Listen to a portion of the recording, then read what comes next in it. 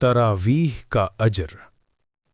حضرت ابو ہریرہ رضی اللہ عنہ سے روایت ہے کہ رسول اللہ صلی اللہ علیہ وسلم نے فرمایا، جس شخص نے ایمان کی حالت میں ثواب کی نیت سے رمضان کا قیام کیا، رات کو تراویح پڑھی، اس کے پچھلے گناہ معاف کر دیے جاتے ہیں۔